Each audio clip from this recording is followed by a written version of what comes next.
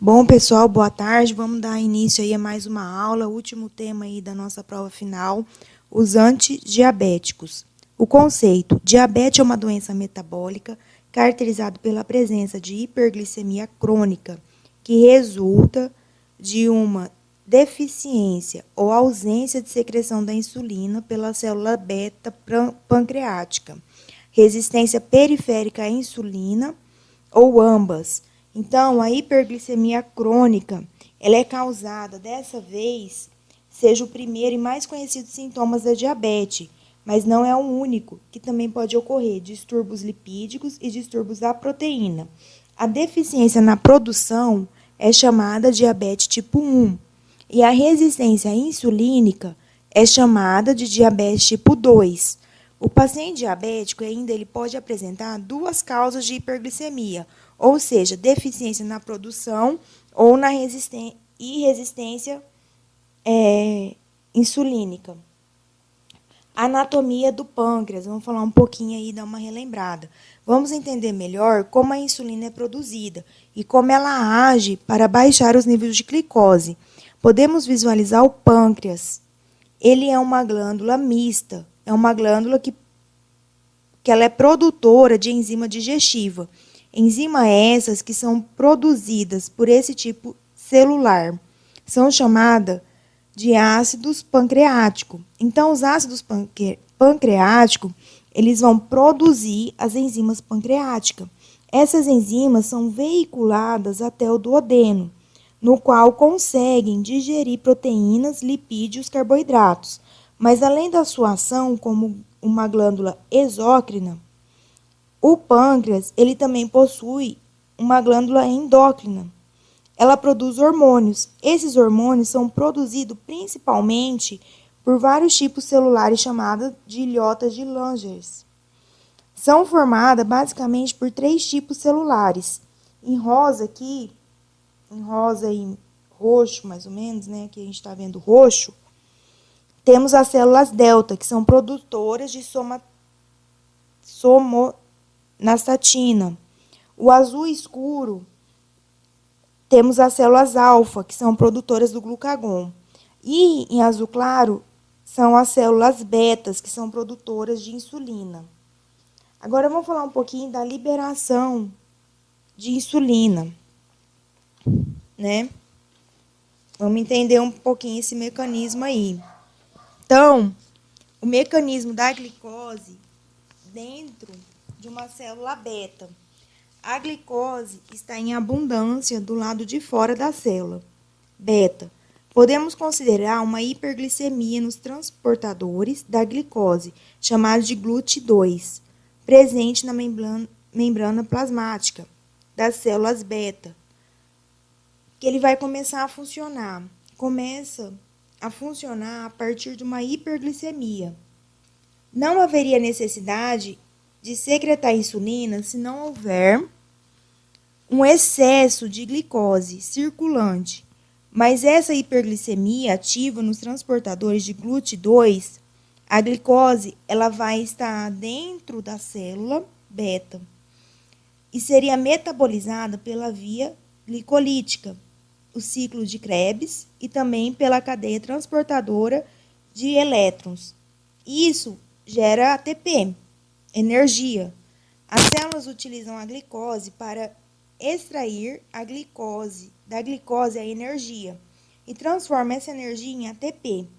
Temos como consumo de glicose, temos um aumento dos níveis de ATP. O ATP ele vai bloquear os transportadores iônicos de potássio. São os transportadores iônicos de potássio que serão bloqueados dentro das células beta, porque tem mais potássio dentro do que fora da célula. Então, o potássio vai ser bloqueado, que vai ficar retido dentro da célula beta. Essa retenção vai produzir uma despolarização de membrana. Com essa despolarização, consegue abrir outros canais iônicos, que é o canal de cálcio, que vai ser aberto pela despolarização produzida pelo fechamento dos canais de potássio. Os canais de potássio eles vão fechar, porque o ATP que foi produzido em grande quantidade, né, em abundância, porque entrou a glicose dentro da célula beta. O cálcio, ele consegue entrar na célula. Esse cálcio, ele é responsável pela degranulação da célula beta e é ajudado do cálcio, que as vesículas repletas de insulina conseguem liberar a insulina das células beta. Então, a insulina ela vai agir em um receptor específico em diversos tipos celulares e vai ativar esses receptores. Os receptores de insulina são receptores do tipo tirosina quinase, que são enzimas pela qual reconhece o substrato. Eles fosforilizam os resíduos da tirosina. Nesses substratos, eles vão ativar esses. Ela promove diversos tipos de ativação. Uma ativação é importante, é a ativação dos transportadores de glicose do tipo GLUT4. Então, a partir da ligação da insulina em seu receptor, o receptor tirosina quinase vai fosforilar os transportadores de glicose GLUT4. Mas não é em todos os tecidos, é apenas nos tecidos insulínicos dependentes. Então, a insulina aumenta a captação de glicose pela célula. Qual a importância dos transportadores GLUT4? Esses transportadores são produzidos apenas pelos tecidos insulínicos dependentes. Esses tecidos, eles armazenam os transportadores GLUT4 no citoplasma da célula. Esses GLUT4 só são expressos na superfície, onde eles terão a função de transportar a glicose de fora da célula para dentro da célula, mediante a fosforilação induzida por insulina.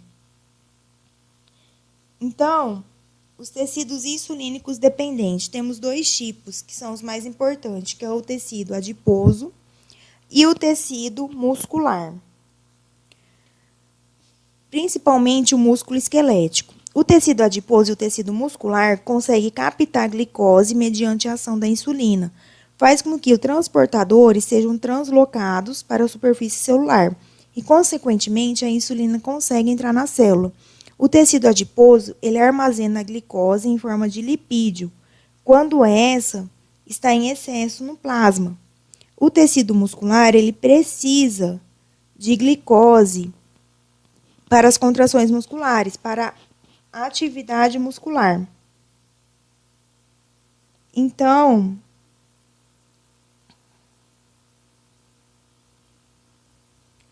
daí o que vai acontecer? Parte desses ácidos gráficos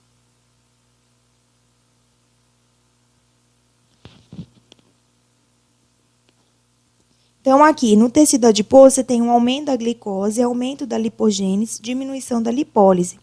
No músculo estriado, você tem aumento da entrada da glicose, aumento da síntese de glicogênio, aumento da síntese de proteína. No fígado, tem diminuição da gliconeogênese, aumento da síntese de glicogênio e aumento do lipogênio. Então, a comparação do tipo 1 e do tipo 2.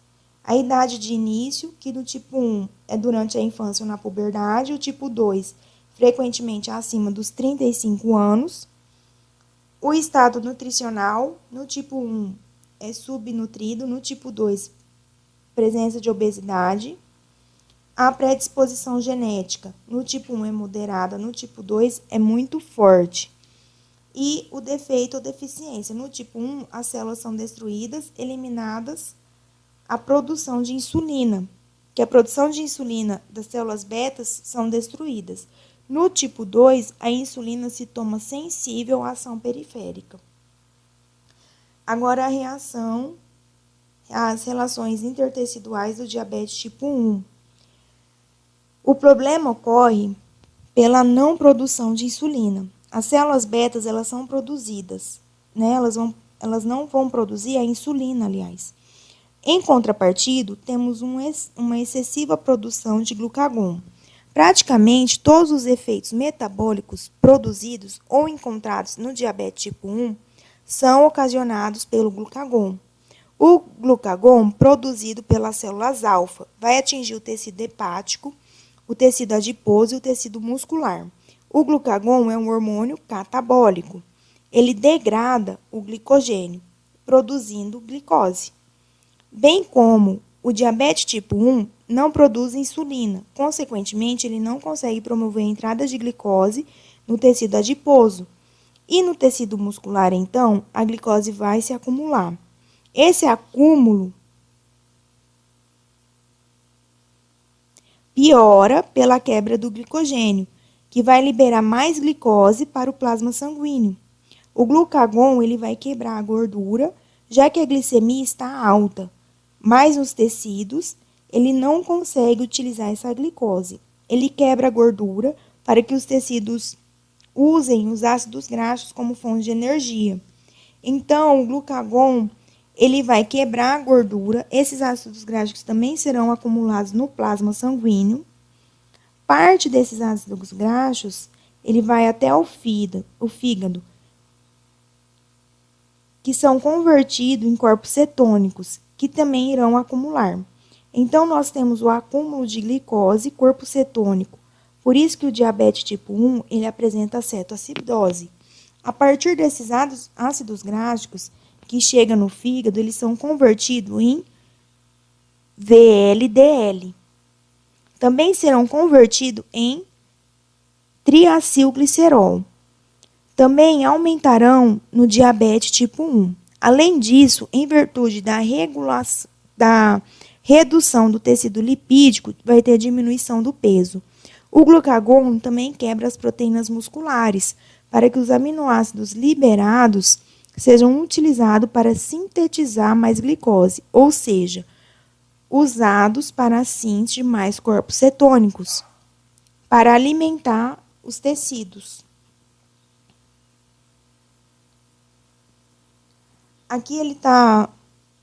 Aqui no diabetes tipo 1 tem uma produção inadequada de insulina, né?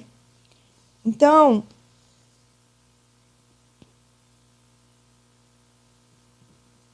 o diabetes tipo 1, ele produz autoanticorpo, ou seja, anticorpos que vão degradar alguma parte do metabolismo dessa insulina. Né? Aqui está falando o IAA, que é o anticorpo anti-insulínica, é 78% de 0 a 9 anos, de 10 a 19 anos, 43, de 20 a 39 anos, 29, né? Ele vai subindo os outros anticorpos. Então, o distúrbio metabólico agora é do tipo 2, diabetes tipo 2. Na diabetes tipo 2, temos produção de insulina. O que ocorre é que a insulina ela não age nos tecidos periféricos, ocorre uma resistência insulínica. Temos o acúmulo de glicose, ela não consegue entrar no tecido adiposo e nem no tecido muscular. A insulina é produzida normalmente pelas células beta pancreáticas. Em alguns casos, acima do normal. A insulina é um hormônio anabólico. Ela vai fazer a síntese, ela vai sintetizar o glicogênio a partir da glicose que chega no fígado. Ela vai sintetizar a gordura, que vai produzir VLDL. Então, a gente tem um acúmulo de VLDL e de triacilglicerol. Na diabetes tipo 2, temos acúmulo de glicose, VLDL e o triacilglicerol. Então, no tipo 2, a gente tem resistência insulínica.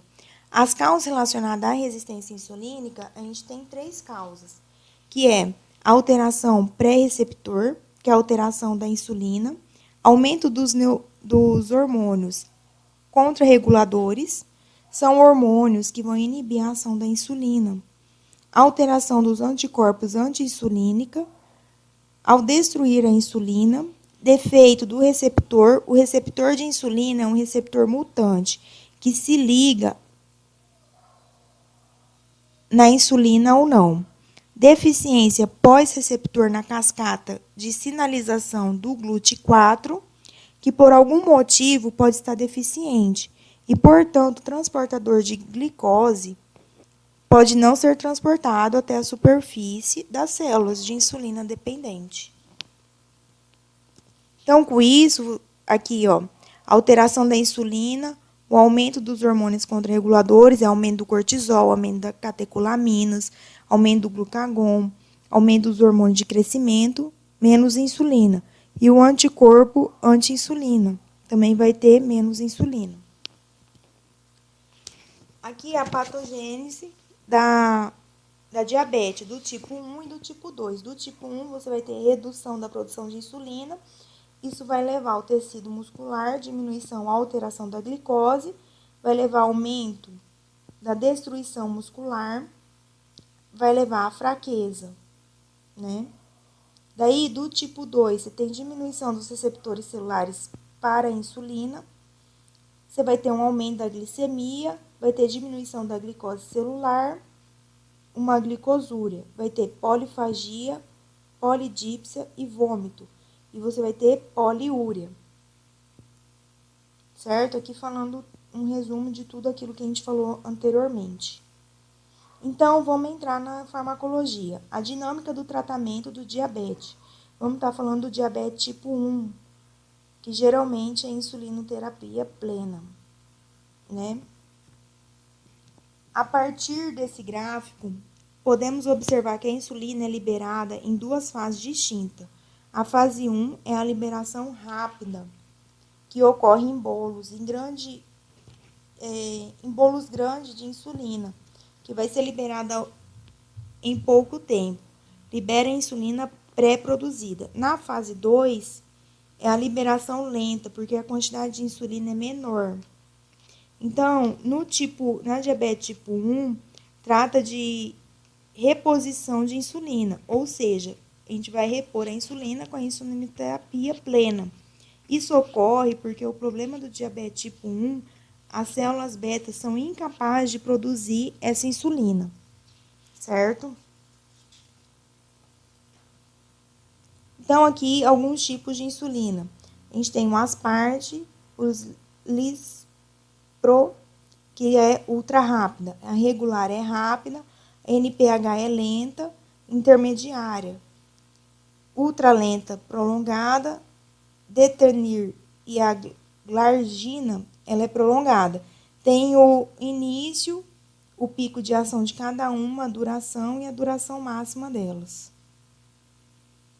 Então, na insulina asparte, a gente tem duas cadeias, a beta e a alfa, que são ligadas pelo ponto de sulfeto, que tem a substituição de um amino, né, de um aminoácido, aliás, na cadeia 28 beta, que ela é substituída pelo ácido asparto. Na insulina glargina, a gente tem a cadeia alfa, que vai ter uma substituição da aspargina pela glicina. Na cadeia beta, a inclusão de 2 novos aminoácidos, depois do 30º aminoácido arginina. Aqui no último, a gente tem inclusão mais de 2 aminoácidos. Então, a preparação da insulina. Vamos falar um pouco da ação ultra rápida, Lispro. A insulina monomérica, produzida por tecnologia recombinante de 2 aminoácidos, situados próximo à extremidade C terminal da cadeia beta, tem suas posições invertidas, que é a prolina, que a posição ela tá na 28, vai para B29, e a lisina, que a posição dela é a B29, ela vai para B28. Obtém uma insulina cujo início de ação é mais rápido e de duração é mais curta, né? O pico de ação dela, então, é mais rápida e a duração é mais curta do que a insulina humana regular. Isso permite que seja aplicada antes ou após as refeições. A insulina de ação rápida a regular. Essa insulina ela é produzida pela tecnologia do DNA recombinante, que é igual à insulina humana, que é pelas células beta pancreáticas. Uma injeção deve ser acompanhada de uma refeição ou um lanche contendo carboidratos dentro de 30 minutos. É indicado nos casos de diabetes descompensada, choque e infecção. Ela age em 30 minutos a 1 hora e o pico de ação dela é de 1 a 2 horas, como podemos ver no gráfico. A insulina de ação intermediária, que é a insulina NPH, tá? A insulina NPH, ela é uma insulina cujo início de ação é retardado ao combinar-se quantidades apropriadas de insulina e protamina. Tem 6 moléculas de insulina para 1 de protamina. Após a administração subcutânea, enzimas proteolíticas degradam a protamina, permitindo a absorção da insulina. O efeito máximo é de 4 a 12 horas, a duração 24 horas. Ela é utilizada em emergências. A insulina de ação longa. A insulina ultralenta, que é a insulina zínquica estendida, e a insulina de ação longa, que tem a duração mais de 24 horas. Ela tem uma lentificação na absorção e tem um aumento na ação, que chega até 24 horas de ação. O início dela é de 3 a 4 horas e a ação é em 24 horas. A insulina de ação longa, que é a insulina glargina. Ela tem a ação lenta, ocorre por alteração na sequência de aminoácidos da cadeia alfa e da cadeia beta. Com isso, vai alterar seu ponto isoelétrico. Então, o ponto isoelétrico faz com que ela precipite no tecido subcutâneo. Essa precipitação faz com que esse depósito de insulina seja liberado aos poucos. Essa insulina seja absorvida aos poucos. Seus níveis sanguíneos, eles vão aumentar aos poucos. Para que essa possa ter uma duração de ação maior, apesar de ter um início de ação bastante lento, tá? Então, o mecanismo da insulina glargina. Ela é administrada no tecido subcutâneo. O pH da insulina é inferior ao pH do tecido subcutâneo, faz com que ela precipite. Tem microprecipitações da insulina glargina. Ela forma depósitos de insulina que são degradados aos poucos, na forma de hexameros, dimeros e monomeros. Esses monomeros, eles são absorvidos pela corrente sanguínea de forma lenta. O início de ação lenta e a duração longa. A insulina pré-mistura. É uma mistura de insulina rápida e com insulina NPH. A regular ultra rápida com insulina glargina. Isso faz com que essas pré-misturas de insulina tenham uma ação muito próxima. Essas misturas podem ser de 10 a 50% de insulina ultra rápida e de 90 a 50% de insulina intermediária. A mais popular das pré-misturas é de 30% de insulina de ação ultra rápida, o efeito também é ultra rápido, e 70% das ações de insulina intermediária. Os esquemas de tratamento de reposição de insulina. Como que funciona isso?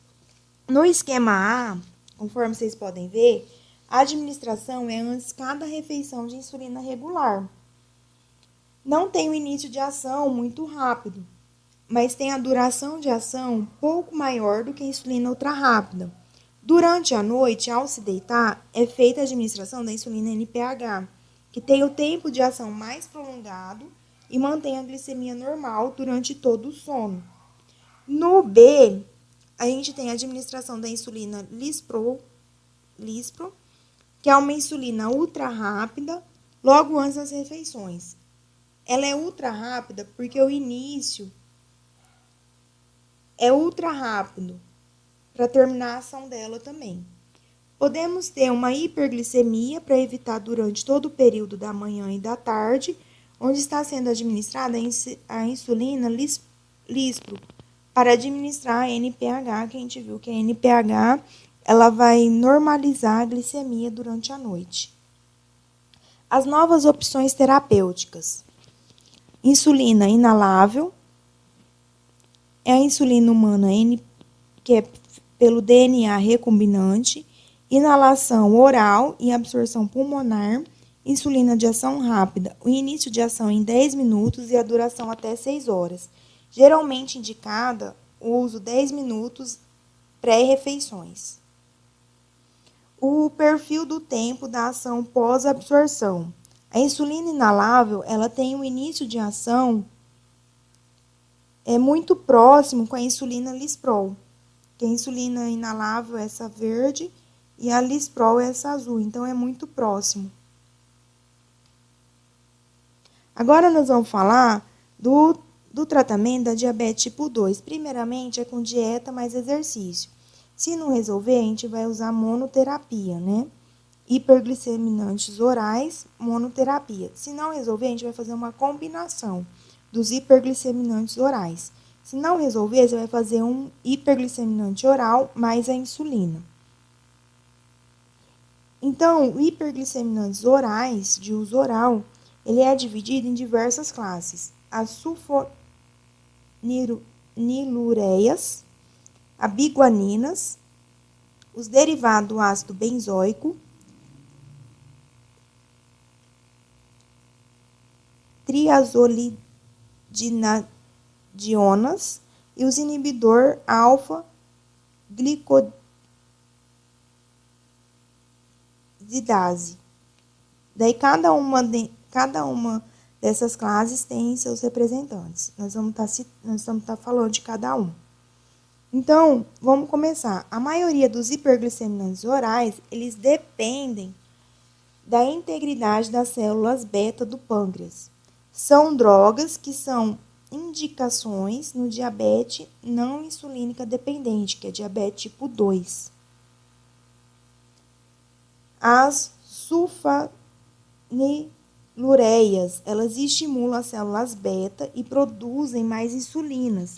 Elas são divididas em primeira geração, segunda geração e terceira geração. O que diferencia uma geração da outra é a proteína. É a potência para causar a hipoglicemia. Então, a estrutura molecular das sulfonilureias, elas têm uma sulfona bem aqui, um anel benzênico, e o que muda é esse R e esse R1 aqui, entre elas. Então, qual que é o mecanismo de excreção da insulina? Né? Então, vai fazer o quê? Vai aumentar os níveis de ATP, promovendo o bloqueio dos canais de potássio. Se o potássio fica retido nas células beta, esse potássio favorece que as células beta despolarizem. Essa despolarização, ela abre os canais de cálcio. O cálcio entrando, ele favorece a saída da insulina, que é armazenada nas vesículas, assim que as células beta secretam a insulina.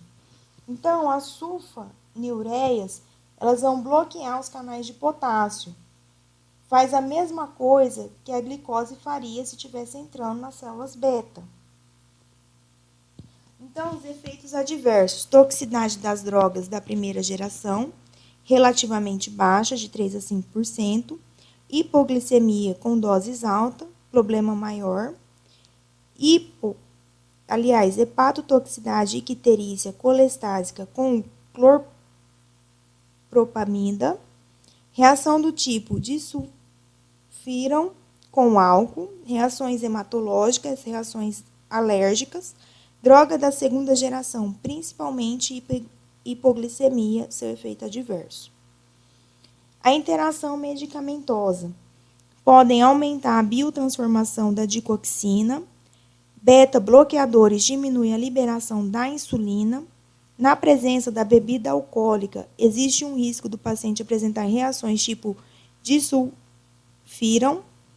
No wines, cimetidina, clorfidrato, imal, sulfonaminas, todos aumentam a hipoglicemia. O cetoconazol, miconazol diminui a biotransformação das sulfonilureias. O fenobarbital aumenta a biotransformação das sulfonilureias. Então, aqui um quadro comparativo, a farmacocinética deles, né? Quem que são as sulfonilureias, né? É a clopropamida, tobutamida, glibenclamida, glicazida, glipizida. Vamos falar de outro grupo, que é as biguaninas, principalmente aí a metformina. Ele vai ter 3 mecanismos aí: diminui a gliconeogênese hepática, aumenta a utilização da glicose pelo metabolismo anaeróbico e diminui a absorção intestinal da glicose. A ação da metformina, ela inibe a AMPK, essencialmente para o metabolismo dos carboidratos e lipídio.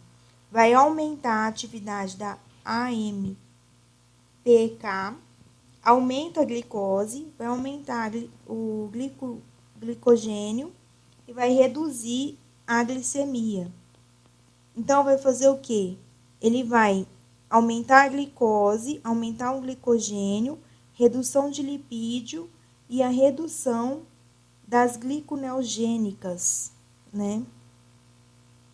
A contraindicação da metformina.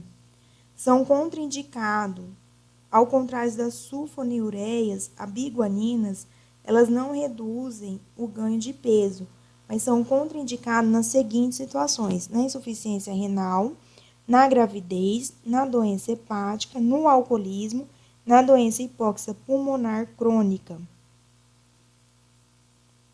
Vamos falar de outra classe aí, os inibidores da alfa-glicosidase, que é pela acarbose, vlogibose, o miglitol, fazem parte dessa classe aí. E o mecanismo de ação, eles inibem competitivamente enzimas da borda em escova do intestino delgado, responsáveis pela quebra do oligosacarídeos e disacarídeos em monossacarídeo, mais facilmente absorvíveis. Inibe, sobretudo, a alfa-glicosidases, encontradas predominantemente na metade proximal do intestino delgado. Dessa forma, a absorção intestinal de carboidratos ela é retardada. Ficam para as partes mais distais do intestino delgado e cólon. Os efeitos adversos. Os efeitos adversos mais frequentes são gastrointestinal, desconforto abdominal, flatulência e diarreia. Eles diminuem com o uso continuado. Não existe efeito sistêmico indesejável.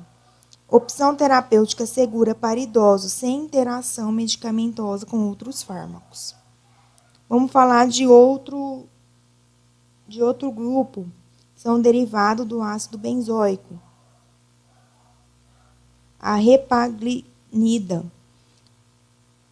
que ela também inibe o transportador de potássio, impedindo que o potássio saia da célula. Vai aumentar os níveis de despolarização da célula beta, vai aumentar a entrada de cálcio e aumenta a liberação de insulina nas vesículas. Ela estimula as células beta do pâncreas a produzir a insulina. A sua meia-vida é menos de 1 hora. A ação é mais rápida e mais curta que as sulfonilureias. Então, o mecanismo de ação. O que diferencia ela? É o tempo pelo qual o transportador de potássio vai ser inibido, ou seja, o tempo de vida desses fármacos. Pode ver aqui, ó, que ele é 2 segundos. Então, a repaglinida, né? Ela faz o quê? Ela reduz a HB em 1,4 a 1,9 pontos, que é a hemoglobina glicada. O risco de hipoglicemia é considerado menor do que das sulfonilureias. A associação com metformina tem sido segura e melhora o controle glicêmico. O perfil de efeitos colaterais semelhante às das sulfonilureias. Então, vamos falar agora de outra classe, que é as glicazonas, que fazem parte da tiazolidinedionas. Então, a troclitazona foi a primeira a ser aprovada, mas ela já saiu de mercado. Atualmente, a gente tem a rosiglitazona e a pioglitazona. São os mais utilizados. O que eles fazem? Eles se ligam em um fator de transcrição chamado